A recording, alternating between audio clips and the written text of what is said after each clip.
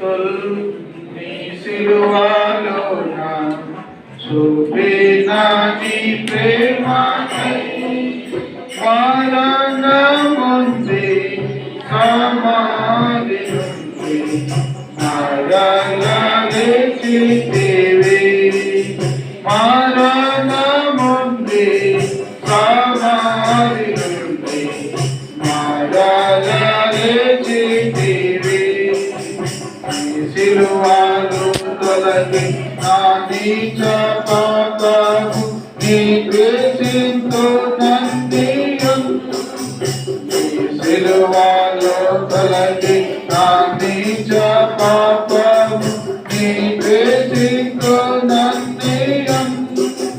నీ సింహాసనము నాలో నయించు నీ స్తుతింతును నీ సింహాసనము నాలో నయించు నీ స్తుతింతును అర్పిస్తును నీ సిలువలోన చూపిన నీ ప్రేమకై మరణముంది సమాధి నుండి మరలా లేచితివి మరణముంది సమాధి నుండి మరలా లేచితివి.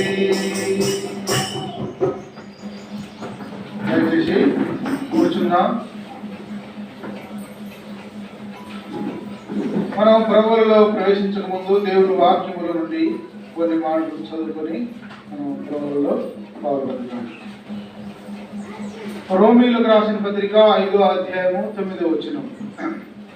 రోమా పత్రిక 5వ అధ్యాయము 9వ వచనం.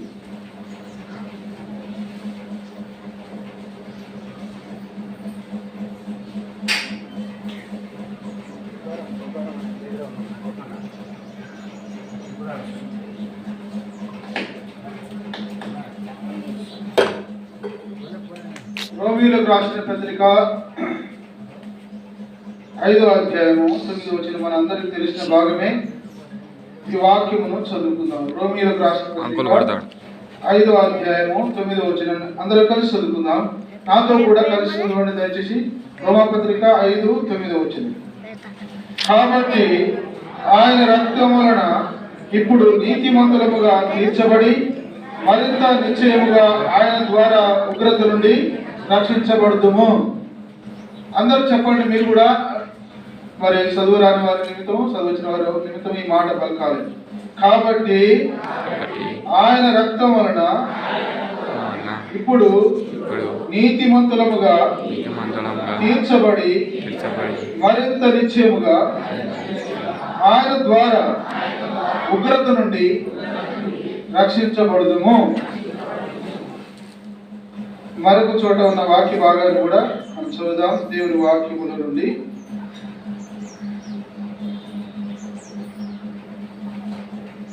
దేవుని వాక్యములో మత్తయి సువార్త 3వ అధ్యాయము. మత్తయి సువార్త 3వ అధ్యాయం.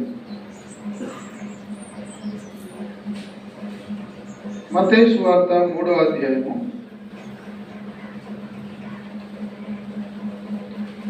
3వ అధ్యాయము 7వ వచనం అందరం కలిసి చదువుకుందాం. దయచేసి తీసిన వారు మీరు అందరు కలిసి చదవండి. మత్తయి సువార్త 3వ అధ్యాయం 7వ వచనం అందరం కలిసి చదువుకుందాం. అతడు పరిసయ్యులలోను సద్దుకయ్యులలోను అనేకులు బాప్తిసం పొందవచ్చుట చూసి సర్వ సంతానమా రాబో ఉగ్రతను తప్పించుటకు మీకు బుద్ధి చెప్పిన వాడేవాడు మారు మనసునకు తగిన ఫలము ఫలించుడి. చిన్న ప్రార్థన తీసుకున్నాం. ప్రేమగల తండ్రి, దయగల ప్రభువా యేసుక్రీస్తు ప్రభువారి నామములో ఈ యొక్క సమయంలోనైనా మీ సన్నిధిలో చేరి ప్రభువా మరి తండ్రి మీ శరీర రక్తంలో పాల్పంచుకొని తీసుకొచ్చిన వాక్య భాగమును దీవించి ఆశించు నిలబడుచున్న మీద ఆశనిసిన పాత్రను తండ్రి నిశలో సాధన మరుగుపరిచి నీ మాటలు అందించి మీరే సహాయం చేయమని యోగ్యంగా మీ శరీర రక్తంలో పాల్గొన్నట్లు సహాయం చేయమని ప్రభువైన యేసుక్రీస్తు వారి నామములో ప్రార్థించి వేడుకుంటున్నాను తండ్రి, ఆమేన్. బైబిల్ ఎత్తి బైబిల్ పల్లవి పాడదాం. తెలుగులోనే బైబిల్ పల్లవి పాడదాం. పఠింప శ్రేష్ఠ గ్రంథము బైబిల్. అందరూ పైకెత్తాలి. బైబిల్ అనుదినము పఠించిన ప్రేమతోడ నడుపును. ఓ పఠింప శ్రేష్ఠ గ్రంథము బైబిల్. దేవుని వాక్యము చదువు నిమిత్తమై అనుదినము మనము దేవుని బిడ్డలముగా మన శరీరానికి ఏ విధంగా ఆహారం అవసరమో మన ఆత్మీయ జీవితానికి కూడా రక్షణ విషయంలో ఎదుగు నిమిత్తమై దేవుని వాక్యము అనుదినం చదవడం కొరకై ఈ యొక్క పల్లవుల్ని మరి ఆ దినాల్లో దైవజనుడు భక్సింగ్ గారు ఉన్న దినాల్లో ఈ రచించి పాడిపించినాడు. ఇప్పుడు మనం ఆచారంలాగా పఠింప శ్రేష్ఠ గ్రంథాన్ని ఎత్తటానికి కాదు. ఇది ఆచారము, అలవాటు కాదు. ఇది ప్రోల్ సాహసం అంటే బైబిల్ ఎత్తి పల్లవి పాడతారని ఆచారం కోసం కాదు. దేవుని కొరకు మనం అనుదినము దేవుని వాక్యమును చదవాలి. మనకు శరీరాహారం ఎట్లనో ఆత్మీయమైన ఆహారం కూడా అట్నే అవసరమని గుర్తు చేయబడడానికి ఈ పల్లవిని పాడుతున్నాం ప్రతిసారి. కనుక మనం ప్రభువులలో పాల్గొనమైనప్పుడల్లా బైబిల్ ఎత్తి పల్లవి పాడుతున్నాం. దేవుని వాక్యం అనుదినము చదవాలి, ధ్యానించాలనే ఉద్దేశము ఈ తలంపది. ప్రేమతో మనల్ని దేవుని వాక్యం ఈ లోకంలో మనం నడిపిస్తుంది. ఆత్మీయంగా ఈ లోక సంబంధమైన మనసు కలిగిన వారు మనం. మన యొక్క తలంపులు, మన ఆలోచనలు ఎప్పుడు కూడా ఈ సంబంధమైనగానే ఉంటున్నాయి, శరీర సంబంధమైనగానే ఉంటాయి. ఎప్పుడు కూడా ఈ లోక సంబంధమైన వాటి చుట్టే మన యొక్క ఆలోచనలు తిరుగుతుంటాయి. ఎప్పుడు కూడా పరలోక సంబంధమైన వాటి మీద మన యొక్క మనసు తక్కువ. ఒకసారి మరి దైవజనుడు తిమోతి గారు ఈ మధ్య కాలంలో అంటే చనిపోక ముందు అందరిని ఒక ప్రశ్న అడిగిండు. పెద్ద మీటింగ్ జరుగుతుంది, 1000 మంది వచ్చారు. ఈ రోజు ఎంతమంది పైకి చూసి చేయొచ్చాడు కానీ ఒక్కరు కూడా ఎత్తారు. ఎందుకని ఎప్పుడు కూడా మనం కింద చూస్తున్నాం కానీ పైకి ఏమో పెరగని చూస్తాం మనం. అయితే ఆ మాట గురించి ఏం చెప్పిండంటే, క్రీస్తుతో కూడా మీరు లేబడిన వారైతే పైన వాటి మీద మీరు మనసు పెట్టుకోండి. కనుక దేవునితో మనం లేబడినాం, క్రైస్తవులుగా ఉన్నామంటే మన మనసు ఎక్కడ ఉంటుంది అంటే పరలోక సంబంధమైన వాటి మీద ఉంటుంది. భూ సంబంధమైన వాటి మీద మన మనసు ఉండదు. అంటే భూ సంబంధమైన వాటి మీద అంటే ఏమో అన్నం వండుకో, తినొద్దు, పని చేసుకోవద్దని కాదు దాని ఉద్దేశం. మనం అన్నం వండుకోవాలి, పనులు చేసుకోవాలి, కానీ మన యొక్క పర్పస్ ఏంటి, మన ఉద్దేశం ఏంటి, మన యొక్క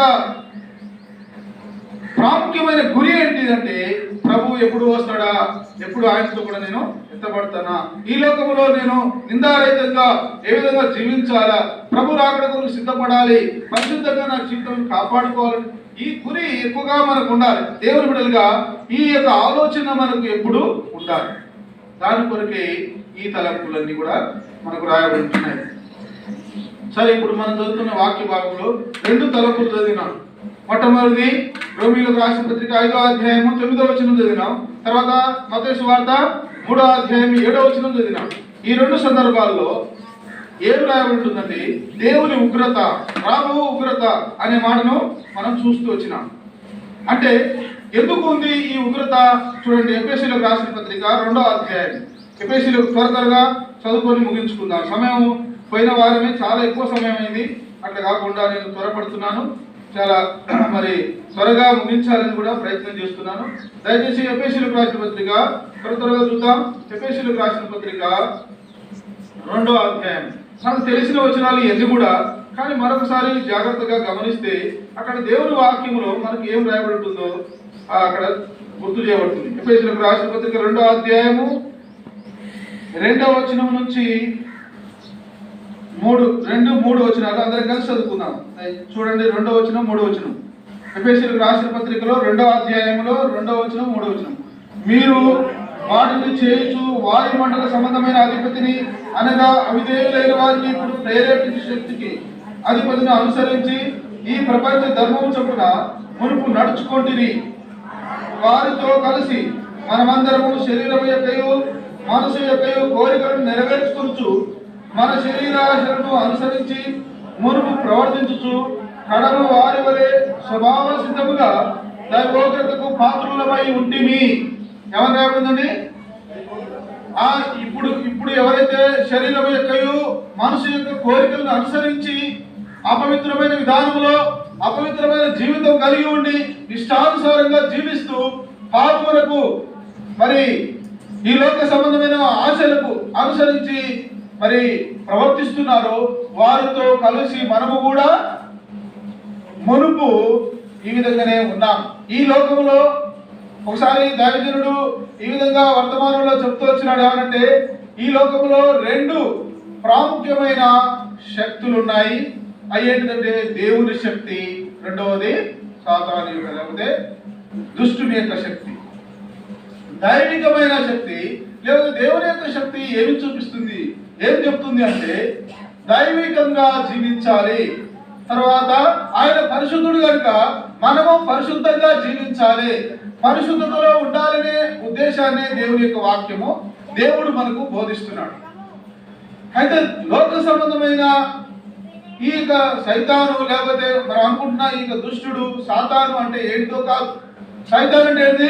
దుష్టత్వము, చెడు. ఈ చెడు వైపు నడిపిస్తున్నాడు, పాపం వైపు నడిపిస్తున్నాడు, పాపం ఆలోచనల వైపు నడిపిస్తున్నాడు. శరీరం యొక్కయు మనకు అన్నమాట ఎఫెసీయులకు రాసిన పత్రిక 2వ అధ్యాయము శరీరం యొక్కయు మనసు యొక్కయు కోరికలను నెరవేర్చుకొనుచు మన శరీరాశలను అనుసరించుచు మునుపు ప్రవర్తించినాం. కడమ వారి వలె మనము స్వభావ సిద్ధంగా అంటే అది న్యాచురల్ గా అంటున్నాడు, లేకపోతే అది కంటిన్యూగా మనిషి జీవితంలో ఎందుకు అబద్ధం ఆడుతున్నాడు, ఎందుకు దొంగతనం చేస్తున్నాడు, చిన్నప్పటి నుంచే చిన్న పిల్లవాడు వాడు చెడు అబద్ధం ఆడతాడు, చెడు మాటలు మాట్లాడతాడు. ఎక్కడి నుంచి వచ్చిన వానికి టీచర్ ఏమైనా నేర్పుతుందా, లేకపోతే తల్లిదండ్రులు ఏమైనా నేర్పుతారా, ఇంకెవరైనా నేర్పుతారా వానికి చెడు? ఎవరు నేర్పరు. స్వభావ సిద్ధముగా వాడు వాటికే ప్రాముఖ్యత ఇస్తాడు. మంచి మాటలు వలుకురా అంటే మంచి మాటలు వాడు తొందరగా వలకడు. చెడు మాటలు అయితే ఎక్కడనో వాని చెవుల నుంచి ఎక్కడనో వినబడతాయి. ఆ మాటలు పట్టుకొని ఈ మాట అంటుంటాడు. పెద్ద పెద్ద మాటలు, పెద్దవాళ్ళు మాట్లాడిన మాటలే బూత్ మాటలు, భయంకరమైన మాటలు పలుకుతాడు. అని ఇంత లేడు ఇంత ఇంత మాటలు మాట్లాడుతుండేది మనం అనుకుంటాము. కానీ స్వభావ సిద్ధంగా మునుపు కొంతమందిని ఏం చేస్తుంది, ప్రేరేపిస్తున్న ఒక శక్తి ఉన్నది. చెడు వైపు ప్రేరేపిస్తుంది, ఆకర్షిస్తుంది. కనుక ఈ మనసును లేకపోతే ఈ మనుషులను కంట్రోల్ చేస్తుంది. ఈ చెడు ఏం చేస్తుంది, ఎటు నడిపిస్తుందండి? చెడు వైపే. కనుక ఈ శక్తిని అనుసరించి మనకు కానీ కింద రాయబడిన తర్వాత వచ్చినలో ఎవరు రాయబడింది? 4-5 వచనాలు చదవండి దయచేసి. ఎఫెసీయులకు రాసిన పత్రిక 2వ అధ్యాయం 4-5 వచనాలు. అయినను దేవుడు కరుణా సంపన్నుడై ఉండి మనము మన అపరాధముల చేత సచ్చిన వారమై ఉండినప్పుడు సైతము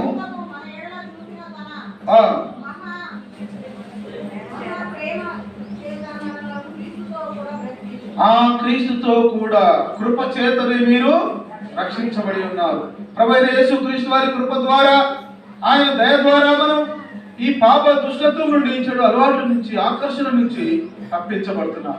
అందుకోసం ఆయన మనల్ని దైవశక్తికి లేకపోతే దేవుని యొక్క దగ్గరికి మనం రాగలిగినాం. ఇది దేవుని కృప. ప్రభువైన యేసుక్రీస్తు వారి ద్వారా మనకు మోచనం. ఇక్కడ మనం 2 వచనాలు చదివినాం. ఒకటేమో మత్తయి సువార్త 3వ అధ్యాయంలో శాస్త్రులను, పరిసయ్యులను, సద్దుకేయులను చూసి ఏం చేస్తున్నాడు? యోహాను ఏమంటున్నాడు? సర్ప సంతానమా, రాబోవు ఉగ్రత నుండి మిమ్మల్ని ఎవడు ఎందుకన్నాడు ఆ మాట అంటే వారు మారు మనసు లేకుండా, మారు మనసు తీర్మానం లేకుండా బాప్తిసానికి వస్తున్నారు. కాబట్టి ఆ సందర్భాన్ని చూసి అట్లా అన్నాడు.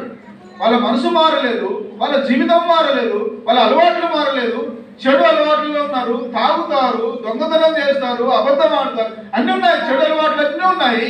అన్నీ ఉండి మళ్ళా వాళ్ళు శాస్త్రుల వలె, పరిచయుల వలె వాళ్ళు పైకి బట్టలు ధరించుకొని వచ్చి ఏం చేస్తున్నారు? మేము కూడా బాప్తిసం తీసుకుంటామని వచ్చేసి అప్పుడు వాళ్ళని చూసి మాట్లాడారు అనమాట. కొంతమంది ఏం చేస్తున్నారు? మిగతా వాళ్ళు మారు మనసు పొందినారు. వాళ్ళ మనసు మార్చుకున్నారు. నేను పాపిని, నా పాపం వలన నరకం ఉంది, అగ్ని కూడా ఉంది. యేసయ్యా నేను పాపిని ప్రభువా, నా పాపములకు క్షమాపణ దయచేయి ప్రభువా అని అడిగి ఆ చెడు మనసును వదులుకొని మారు మనసు తీర్మానం చేసుకొని నిజంగా ఆ చెడు అలవాట్లు అన్నింటినీ, తాగుడు, దొంగతనం, అబద్ధము, నరహత్య, వ్యభిచారం అన్నింటినీ వదిలిపెట్టేసి మంచి తీర్మానం చేసుకొని ప్రభు వైపు వెళ్ళారు. వీరు మారు మనసు పొందినారు, మనసు మార్చుకున్నారు. ఈ మనసు మార్చుకొని బాప్తిసం తీసుకున్న వాళ్ళని అంటలేడు ఆయన. మనసు మార్చుకోకుండా, మారు మనసు లేకుండా బాప్తిసం తీసుకునే వాళ్ళని చూసి ఈ మాట అంటున్నాడు. కనుక మీరు మారు మనసు లేకుండానే ఈ విధంగా వస్తున్నారు కాబట్టి రాబో ఉగ్రత నుండి తప్పించుటకు మీకు బుద్ధి చెప్పిన వాడు ఎవడు? మారు మనసు తగిన ఫలము ఫలించు. మారు మనసుకు తగిన ఫలము ఉంటుంది. మారు మనసు పొందినారంటే మాటలతో అయిపోలే. ఆ మారు మనసు పొందిన ఫలాన్ని చూపిస్తుంది. ఎట్లా? నడవడిలో, ప్రవర్తనలో, జీవితంలో మారు మనసు పొందిందా లేదనేది ఎదుటి వారు చెప్తుంటారు, కుటుంబంలో చెప్తారు, తనతో ఉన్న సహవాసులు చెప్తారు, స్నేహితులు చెప్తారు, అందరూ చెప్తారు వీడు మారిపోయిండు, వీడి మనసు మారిపోయింది, వీడు మారిపోయిండు, ఈ మాటలు మారిపోయి జీవితం మారిపోయింది.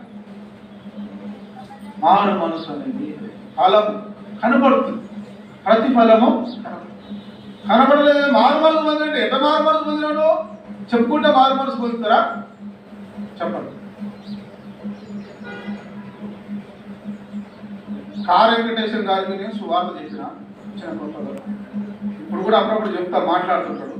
మాట్లాడినప్పుడు ఏమంటాడంటే, ఏమండి మరి అక్క వస్తుంది కాబట్టి, సంతోషంగా వస్తుంది కాబట్టి నువ్వు కూడా రండి దేవుని మందిరానికి. అంటే నేను ఈ చిన్న చిత్కా మందిరాలకు రాను నేను.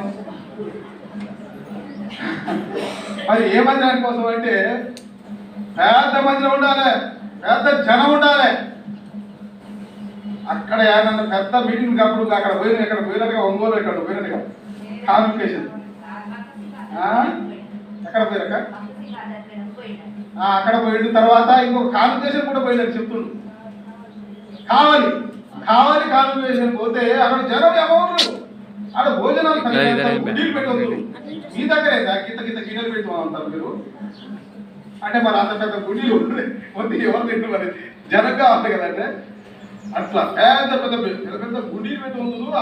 అది మీటింగ్ అంటే గట్లాంటి మీటింగ్ కోసం. కానీ ఏ మీ మీటింగ్లో నేను ఏడవస్తా అంటారు. అంటే ఆయనకున్న ఆలోచన ఏంటంటే జనాన్ని చూస్తున్నాడు, గుంపును చూస్తున్నాడు, అయ్యాలి. కానీ రక్షణ మారు మనసు అంటే ఆయనకి ఇంకా అర్థం కాలే.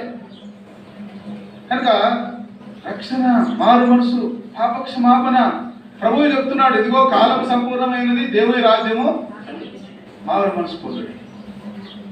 కనుక మనం పాపములో ఉన్నాము, దైవ ఉగ్రత కింద ఉన్నాము. ఇప్పుడే మనం ఎఫెసీయులకు రాసిన పత్రిక 2వ అధ్యాయం చదివినాం. మనము మరి పాపములో ఉన్నాము, దైవ ఉగ్రత కింద ఉన్నాము. కాబట్టి రాబోయే దేవుని ఉగ్రత నుంచి తప్పించబడాలని, ఆ నరకం నుండి తప్పించబడాలని మన ఉద్దేశమైంది. కనుకనే ఇక్కడ రోమీయులకు రాసిన పత్రికలో మనకు గొప్ప రక్షణ. రోమీయులకు రాసిన పత్రిక 8-9 వచ్చిన చదివిన, 8 వచ్చిన చదివిన ఆరాధన టైంలో ఏమని? దేవుడు మన ఎడల తన ప్రేమను వెల్లడిపరిచినాడు. ఎట్లనగా మనం ఇంకనూ పాపంలో ఉండగానే క్రీస్తు మన పాపముల కొరకు చనిపోయింది. తర్వాత 9వ వచనం చదవండి. కాబట్టి ఆయన రక్తం అంటే యేసుక్రీస్తు వారి రక్తము వలన ఇప్పుడు నీతిమంతులుగా తీర్చబడ్డాము. యేసుక్రీస్తు వారి రక్తము ఏం చేస్తుంది? ప్రతి పాపము నుండి మనల్ని పవిత్రులుగా చేస్తుంది. చూడండి, మత్తయి సువార్త ముగించుకుందాం. మత్తయి సువార్త 26వ అధ్యాయము. సమయం ఎక్కువైతుంది. మత్తయి సువార్త 26వ అధ్యాయము చూడండి, అందరం కలిసి చదువుకుందాం ఈ మాట. మత్తయి సువార్త 26వ అధ్యాయంలో